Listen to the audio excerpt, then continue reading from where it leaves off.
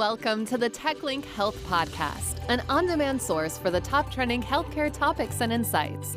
Delivered by key opinion and emerging leaders and as featured on the TechLink Health app.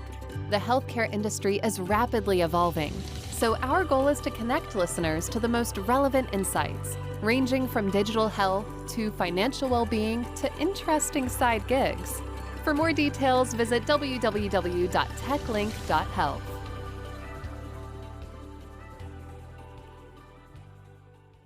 Well, hey, everyone. Welcome back to the TechLink Health Podcast.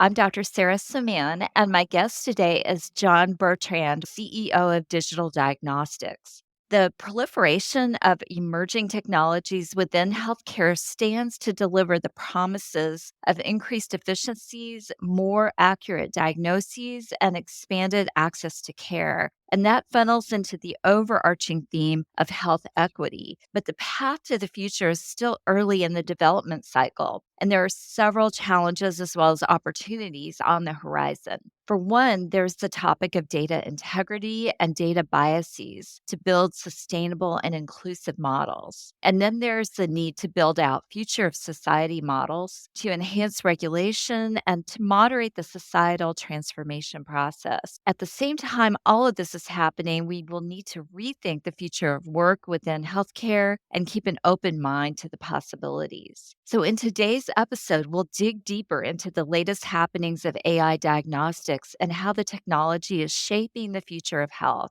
as told through the story of Digital Diagnostics. Digital Diagnostics is a pioneering AI diagnostics company who is on a mission to transform the accessibility, affordability, equity, and quality of healthcare. This episode's guest is John Bertrand, an experienced business leader at the cross-section of healthcare and technology. He's the CEO of Digital Diagnostics. And through his 15 plus years in the healthcare technology industry, John has developed expertise in developing market opportunities, creating new products, pivoting existing businesses, and building strong teams. It goes without saying that John has deep expertise in AI diagnostic technologies that will help to create the future of health. And we look forward to getting his perspectives. So without further delay, we're excited to welcome John to the podcast. John, thank you for joining us today.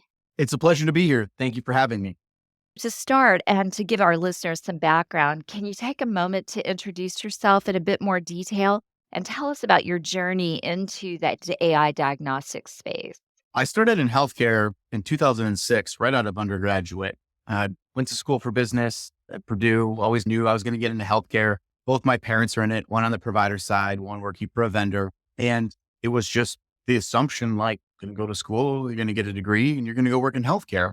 And at the time, EMRs weren't really a big thing, but I got a tip from some family friends that the small company in the middle of a cornfield called Epic was really getting some traction, and it seemed to be the front runner in this new emerging space. So I spent 13 years at Epic, post-undergrad, and a variety of different roles, really focused on product and commercial primarily. And it was a great place to be because for 13 years, I got to be at the most rapidly growing business in healthcare, learning just constantly on how the environment and the ecosystem works. Along the way, as EMRs went from single digit adoption to ubiquitous, I started seeing this opportunity develop around standardized data, the fact that workflows are now consistent for physicians to really bring in kind of the next layer of innovation. And I think a lot of the existing businesses will end up owning a lot of that. But as you looked at AI diagnostics, specifically diagnostics that are around patient outcome where there's a big negative downstream consequence if you're wrong. So in our case, patient goes blind. You can look at other cases around cancer, death, right? I just felt like there would be a series of AI businesses in the space leveraging that standardized data. So I ended up working for a venture firm for a little while along that thesis. We put several $100 million to work around a lot of different AI concepts. This was one of them, Digital Diagnostics. And right about the point that the company began to get its first customers, Dr. Abramoff, our founder, said, why don't you step in and help me grow this thing full time? And I've been here for about 5 years now. Fantastic. Thank you for sharing those insights and your journey. And you're right, things have changed so much since 2006. It's hard to even imagine how far we've come. The digital diagnostic solutions have achieved some notable milestones, positioning it for future growth at scale, which we'll talk about here shortly. But before we get into some of these notable milestones and the future vision of the technology, can you give us an overview of how your technology works and a sense of the diagnostic journey that brought you this far? We test for diabetic retinopathy, also called the diabetic eye exam, if you're looking at like a quality scorecard. And this is the leading cause of blindness in the United States. Today, patients would set up a visit with their eye care specialist, separate of their primary care visit for their diabetic wellness check. They take a second shift off work, they pay a second copay, and that's if they can even get access to a specialist. Because while we live in the US and feel like we've got great access to healthcare, and we largely do, physicians aren't actually evenly distributed to where disease is prevalent, right? Where they tend to gravitate solves the broader health system problems of where we want the doctor to be. Meaning if you're in rural Iowa, you're on the south side of Chicago, you're in a lot of trouble getting into a specialist conveniently. There's a lot of extra transportation involved and the inconveniences that surround it. So what we've done is attempted to use technology to modify the patient journey here. We have automated the reading of the same exact image that an eye care specialist would read when in a specialty office. And by taking that and automating it with AI and clinically validated and cleared by the FDA, we are now able to take the exact same piece of hardware you used to have to go to a specialist to get a read on and move that to meet the patient where they're at. So our customer journeys look a bit different. It's the patient going to primary care, a laboratory draw station. Maybe it's a specialty where they receive care for their diabetes in another way, like nephrology or endo, for example. Those are all sites where we're deployed and continue to expand, where the patient journey ends, patient presents, you have a flag thrown in your EMR. Hey, this patient has not been tested for diabetic retinopathy yet this year. And we do that as part of the intake and vitals workflow coming into a clinic, diagnostic draw station, retail health, or any number of places that a patient with diabetes might be frequenting. What we're trying to do is make it so the patient can go to one place and have all of their diabetic care taken care of, including their eye exam, and then moving that to meet the patient where they're at. Thank you for sharing those details. I think we can't overstate the importance of accessibility, time off of work, copay, convenience, distance. Those factors are so important. And I think that those are often overlooked in the traditional healthcare model. So, as more and more AI diagnostic technologies become commonplace in clinical decision making, how can physicians discover these emerging technologies? How can they stay connected to the technology? And is there a need for solutions to connect these dots and help in the discovery of these new technologies, both for consumers to know that they're there and for physicians and other clinicians alike? So you want to know, how do we find novel technology that's physicians? That's really interesting. It's challenging right now for a variety of reasons. One would be there's something in the AI space getting clinical validation, I feel like almost every week, maybe every other, if you're paying attention to it, right? So I'm constantly scanning the market for who else is making innovative moves forward. And the result, I see a lot of the news. It's just a lot out there. So number one is your biggest challenge is going to be like volume and how to keep track of it. And then the second issue is there's a big difference between a cleared algorithm and an algorithm that's been made into a product that a company is then distributing, servicing, and supporting. For example, there's a risk scoring algorithm related to cardiac disease in the eye. Algorithm looks very interesting based on the scientific publications, but could you call somebody up right now and have that delivered to your clinic to be able to test patients for that cardiac risk? Not current. Because again, that's a cleared algorithm that's been validated, but no one again has turned it into a product and no vendors currently started distributing it. So that's your second, I think, issue. And then the third is, I still think evaluating AI is something that we all could use an education on. What I mean by that is, let's pretend you found an AI use case out of all of them that are being discussed that really resonates with you as a practitioner. So you're a cardiologist and you want to detect AFib and arrhythmia post discharge or when the patient's done with the procedure. So you can find a bunch of algorithms, but then your next filter is, which one of these are made into products that someone's going to deliver service and support? And it starts coming down to a real narrow list very quickly. And that's before you've even gotten into, hey, when a commercial person lays in front of you their study and says our sensitivity and specificity is 95. Another rep says it's 93. But those, in fact, are uncomparable pieces of data unless all the patients in both studies are the exact same patients.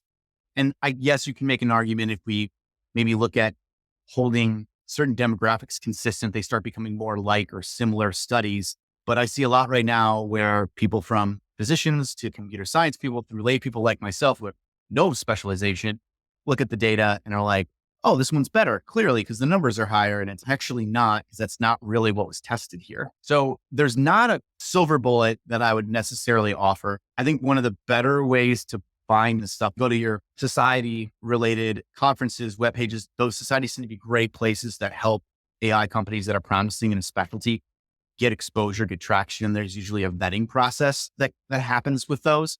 So that'd be my number one place I'd say you should probably check. And then two, digital innovation centers at health systems. If you work at a larger one, it would be a great place to go, in that a lot of them are set up to essentially work to help the clinicians out, find the innovation that they're looking for, find innovation in a particular space.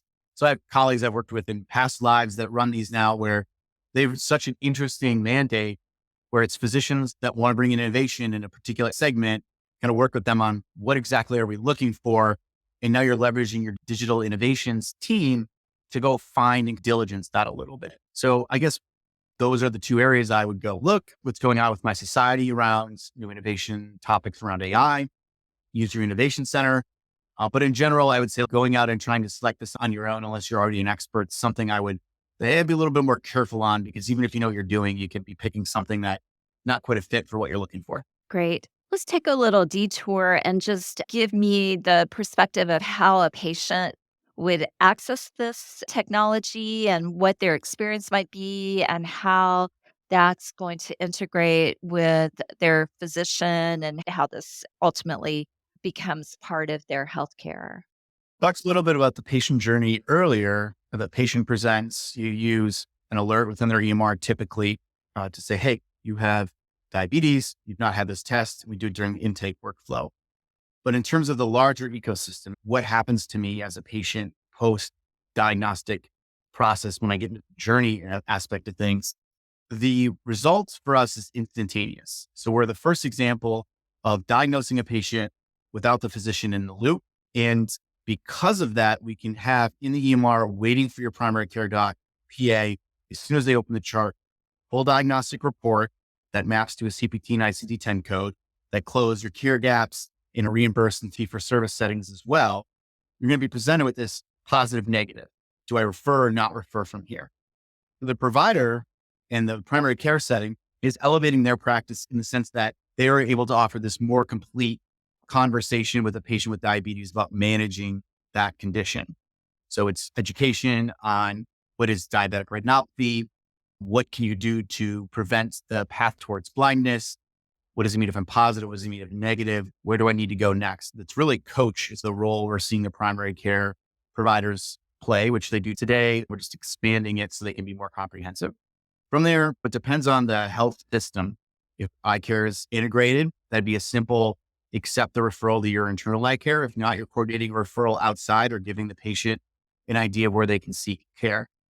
Patient from there goes to the eye care specialist, where they are then treated for diabetic retinopathy. Very preventable disease. So the sooner we catch it, the cheaper and easier it is to treat.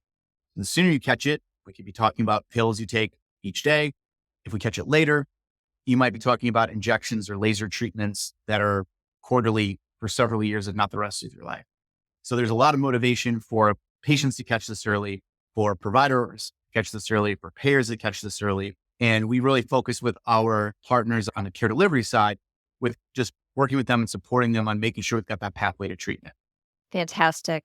So the patient would come in, have this exam done through this device that your company provides or that your company offers with a skilled person that's able to use the machine, and then the images are read through AI, and then the process moves forward, if I'm understanding this correctly. You are. I think the one thing I would add that's interesting is a lot of times it's front desk staff that are capturing the images during the intake process, and the AI is analyzing and providing a report boom, right there before the patients even hit the exam room. So it doesn't even have to be a tech or an MA. This could literally be anyone in your practice that is interested in getting involved in patient care. It's diagnostics so easy. Even I look like a physician when I'm doing it. That's wonderful. And that does speak to the issue of health equity and accessibility. As many have noted, the promise of AI in healthcare stands as an opportunity to increase efficiencies while also expanding the access to these specialty diagnostics to a broader range of consumers than might otherwise have access. So, this ultimately creates more equitable channels to care, as we discussed.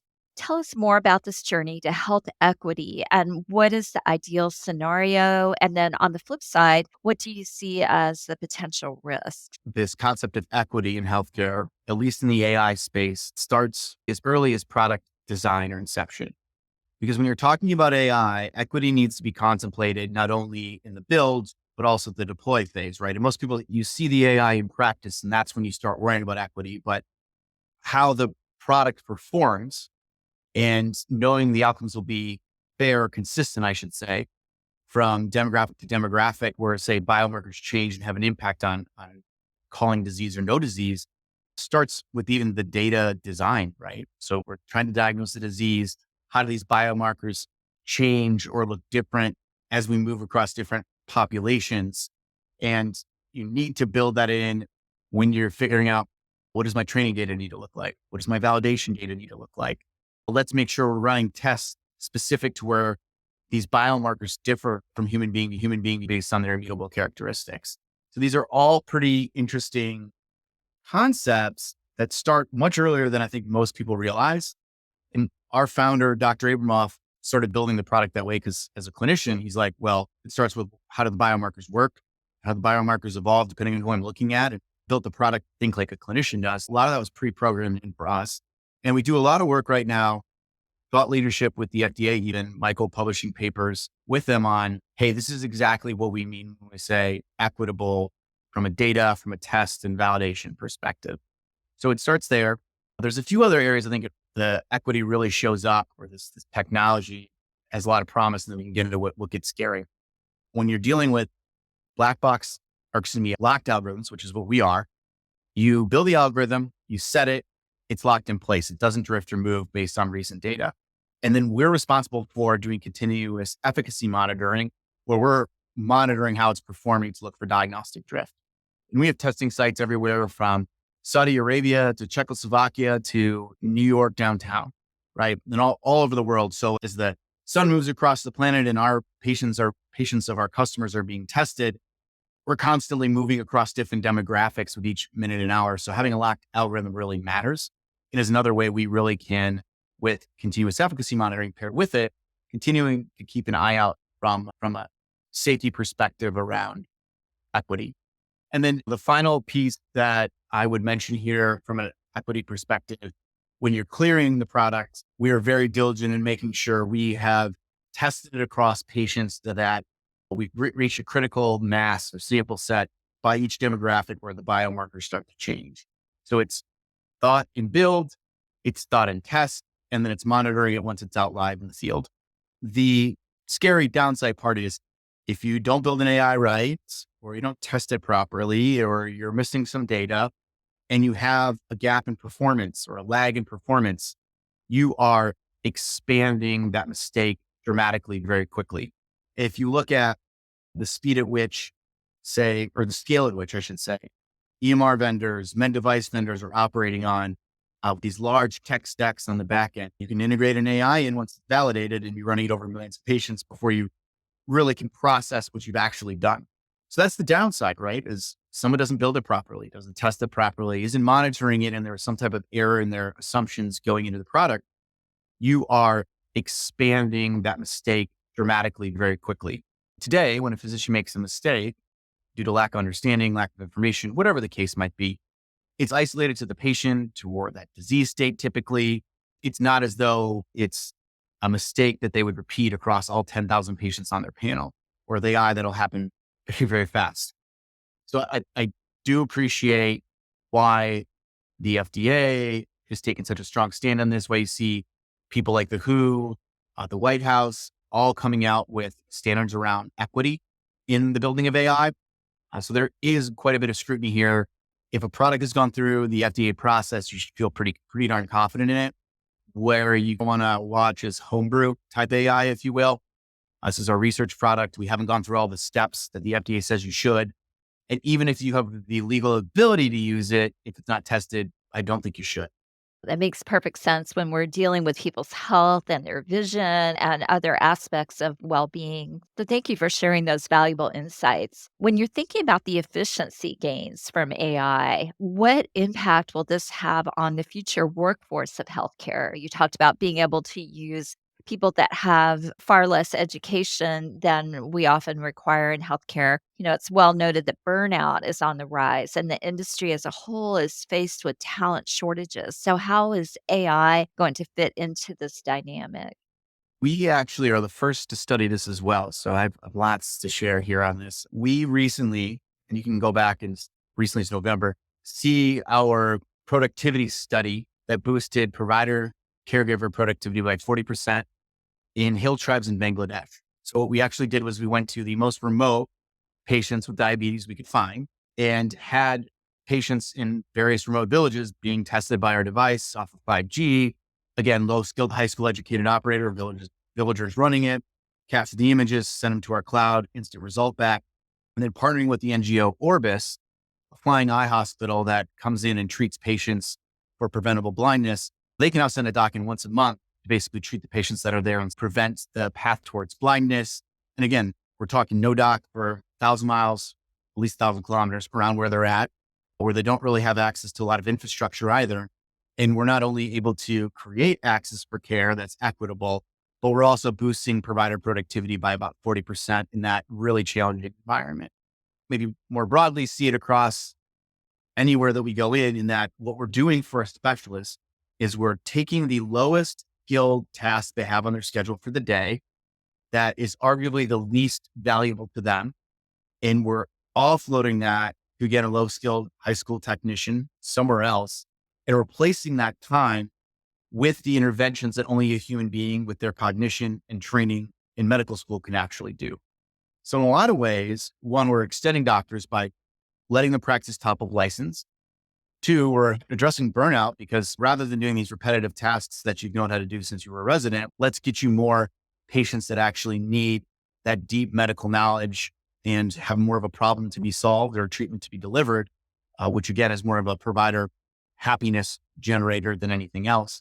Those two things in conjunction, I think, at least with our product, we've seen a massive uplift in productivity. I imagine you're going to see the same thing across each area where people build product that delivers value by offloading tasks. So I think we're going to see more and more of this in radiology, cardiology, tons of it on the administrative side, where we're just offloading tasks to allow physicians to focus on what they went to medical school for in trying to get these things that a computer is not only capable of doing, but often capable of doing cheaper, more consistently, getting them introduced and the physician to where they should be spending their time.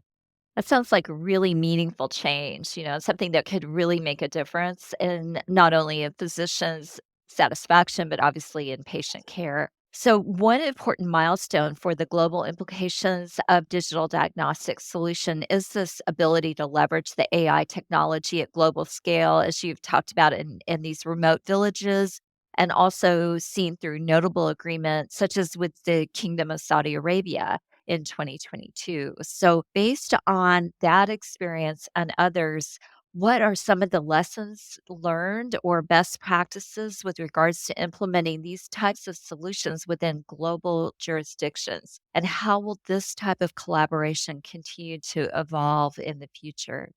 The global collaboration stuff is a little interesting. I feel like we're one of a handful of AI companies that's gotten global traction for the product. And for us, it was intentional in that we stepped back and said, what other markets, similar to the United States, need to leverage the technology to meet patient need, help out their providers who are struggling under an overburdened system, create access in a remote area that doesn't otherwise have access to care. We looked for that and rank ordered it, started going out and approaching those folks.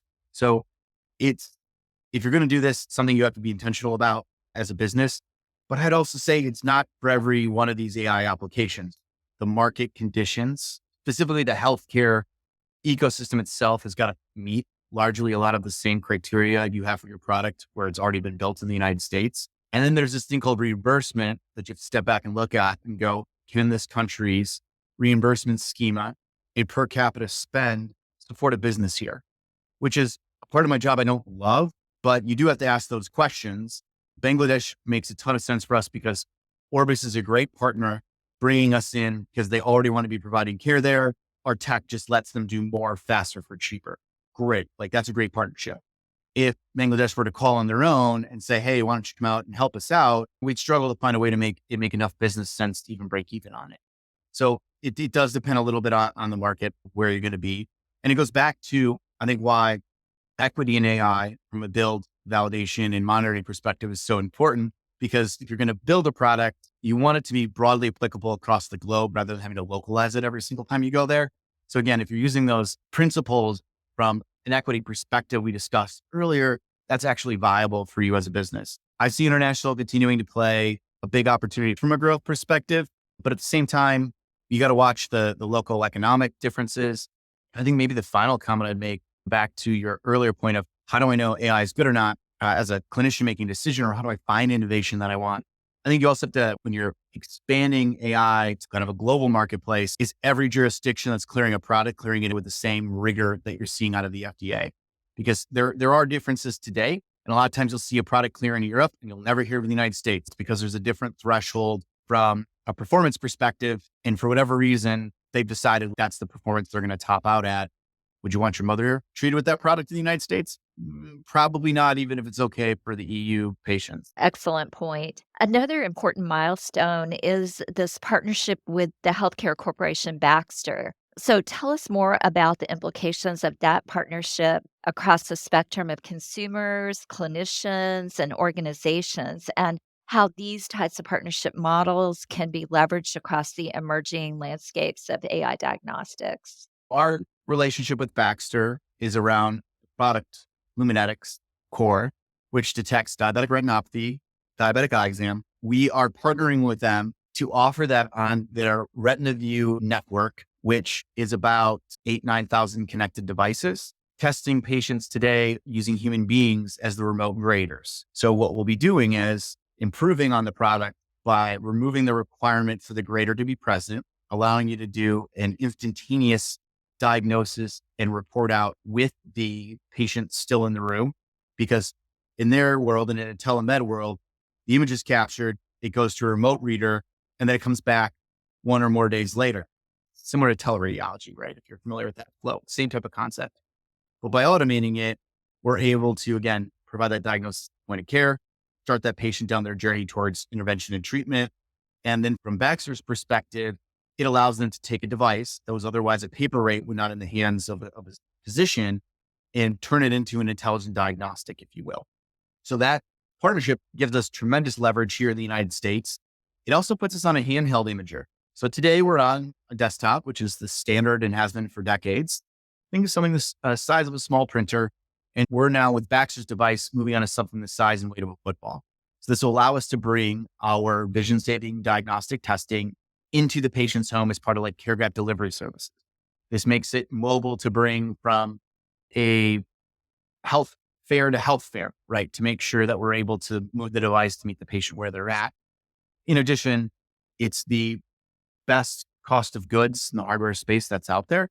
So it also is going to allow us to provide access to an even broader market segment from a cost perspective. You know, people don't talk about that much when we're thinking about patient care, but it does play into what you can offer where. And we're really big on removing cost because we feel that it expands access. Absolutely. Cost is a limiting factor in a lot of the things we do in healthcare, whether we like to talk about that or not. And this accessibility sounds like something really important and meaningful. So, when you're thinking about the future of AI diagnostic technologies, in what direction do you see us heading? And what will we see, say, looking ahead in the crystal ball in 2040? And along those lines and narrowing that scope a bit, what's in store for the future of your company, Digital Diagnostics? Bigger picture, longer term, because that's more fun to start with, I see a world is by 2040, 16 years, where you're going to see a completely different presentation of what like radiology and pathology look like. I think those are the two specialties that are in the prime position to have a lot change about how those roles work. And that's because those physicians are really focused on essentially just diagnostic flows. It's already digitized or at least largely digitized. And we are starting to see increasing count of use cases where AI will perform better than a human being, both in the moment, but consistently over time, looking at the same data over and over and over. That's one of the advantages of the technology. You have about a 35% chance of reading a fundus image you saw 2 weeks ago the same way the second time as you did the first. I have almost 100% chance of reading it the exact same way every single time. And that's not a shot at you as a physician, obviously, or doctors as a whole. It's just that this technology, when examining pixels on a digital image, is just going to outperform a human being, just like you would rather have large computations done by a computer than a human being. It's the same kind of concept. So those two will change a bunch. I see those specialties moving into more of like, how do we interpret what the AI has done with the broader like patient care pathway and journey they need to be on? So it's not as though those doctors go away, just the nature of, I think their role will change. And I think you can say that broadly across other specialties as well, although to a lesser degree, if we're talking about 2040. I also think that there will be far fewer companies than we see today, which probably isn't shocking prediction to anybody. What I noticed when I worked in venture, between Epic and doing this, is that when I sat and listened to hundreds, if not almost 1,000 AI related pitches from very talented MD, PhD types, there's a lot of great algorithms to be built, but they all require the same spend on quality, regulatory, sales team. And you start doing the math and you're like, a lot of these AI ideas are great products or features in a larger company, but they're not a company by themselves. I think what you're seeing now is this experimental phase where lots of people have had, there's early adopter phase, which Dr. Abramoff is a part of, learning about AI and its applications in medicine and really championing the first use cases. And now you have the next generation that's watched this and observed and maybe went and got a comp sci degree on the side on top of med school, or as a physician that's just really good with tech really quickly. And they're all building out things that automate what they're seeing in their own practice or in their own specialty as great use cases. But again, if you go talk to the 200 of them that were at the RSNA recently about all their algorithms, like they're not thinking about large business. And I think that's where those businesses are going to have to go. So we'll see fewer companies or vendors as options, but they'll have a larger portfolio overall. But as far as we're concerned here at Digital Diagnostics, believing the things that I just described, what our plan is we're going to round out eye care in terms of algorithms that have pressing use cases or needs from patients. So we'll finish stacking on the hardware footprints that we have or we partnered with already, as well as a few new ones: glaucoma, AMD, Alzheimer's, which you can detect through biomarkers on OCT in the back of your eye, which is great with the new treatments coming out, right? That's another really interesting use case you can think of. Cardiac risk scoring, neurological disorders, much of this can be picked up through the retina. We'll round that out. That's our kind of first priority. Beyond that, we know our technology, strategy, thought process, the platform we built as a business is applicable really regardless of the modality. I think you'll see us start to become more public facing probably about 2025 on what comes after eye.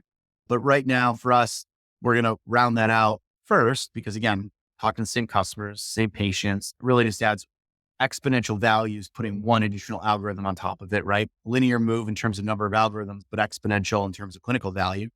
And then after that, it'll be additional specialties we feel are adjacencies centered around this kind of frontline care area, this thematic of moving or making available specialty tests in primary care, frontline care, where we're expanding patient access and increasing equity. Fascinating. I do think we are going to see fundamental changes in healthcare, and it's an exciting future. And it's something that so many people are working on. But as you say, it's that importance of focusing and having true excellence in the area that you're particularly working on and interested in. So at this point, there's so much going on in healthcare innovation, health tech, that it is difficult to hone in on all of these different developments. And that also provokes a thought of what might we be missing. And so from your perspective, what do you think we're not talking enough about that we probably should be, either from the tech perspective from the healthcare provider perspective or even from the patient's perspective? I think we're not talking about services enough in healthcare when it comes to innovation. Everybody on the investment side tends to gravitate towards, and media as well, new tech, new flashy breakthroughs in technology. And what you're not really seeing is there's a lot of cool tech out there that's not really getting adopted. It'll be in the news. And I have the privilege in my role of talking with a lot of different founders or people that they're talking to as well. And it's how many places to deploy it at? How many patients are they testing or working with?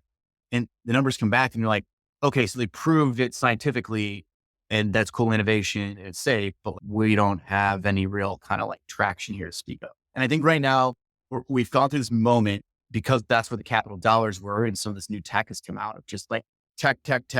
That's what I want to be attracted to, or that's what I'm going to be looking at. But my experience in healthcare is this is at its core a service industry.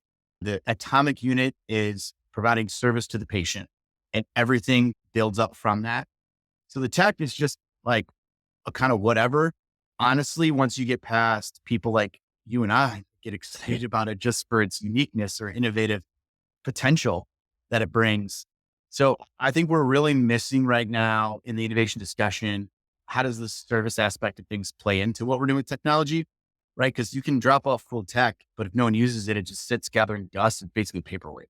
So that's not sexy to say. Hey, services, everyone gets scared of those types of companies, but I'm now, when I hear these new innovations going, great, what does the service aspect of the business look like that's around it? Yeah, that's great insight. And in closing, any final recommendations for those interested in staying connected to your work with digital diagnostics and AI diagnostics? And any key points that we might not have covered that you would like listeners to know? And then finally, any topical recommendations such as books or other content that you think our listeners would be interested to know about? Well, I always recommend Christensen's The Innovator's Prescription, which even if you've been in the industry a long time, does a fantastic job breaking down a lot of like why adoption and innovation is challenging in healthcare, particularly like provider health system orgs. It's a mix of workflow analysis and a bit of like a MBA associate level, like breakdown on some things that I always find really helpful and recommend it a lot to those that are saying, hey, I want to start my own company in the space. Well, read this first and then come back to me and tell me how your thoughts have changed. So that would be where I would go to read. And then the HLTH, it's like newsletter/blog/community that keeps up a bunch of things that are going on in the healthcare innovation space across all types of companies, not just tech. I really like that for being clear and concise and keeping me up to date in the market. I know every Sunday or Monday, I get into my inbox. As far as those that want to keep in touch and keep track of us, digitaldiagnostics.com has literally everything we publish on the topic, case studies through on to peer reviewed journal. And that's where you can sign up, keep in touch with what we've got going on. That would probably be the best way to keep track of what we have happening here. Fantastic. And we'll link to those resources in our show notes. So thank you so much for taking the time to talk with us and share your insights. I think your technology is fascinating and things are only going to keep improving and changing over time. So it'll be interesting to follow digital diagnostics story. Thank you again. Thank you. It was a pleasure being here. Thanks for listening to this episode. TechLink Health is a healthcare advisory platform for consumers and organizations to stay informed with the latest insights while connecting with healthcare experts for telehealth, e-consults, and consulting services. For more details, visit www.techlink.health.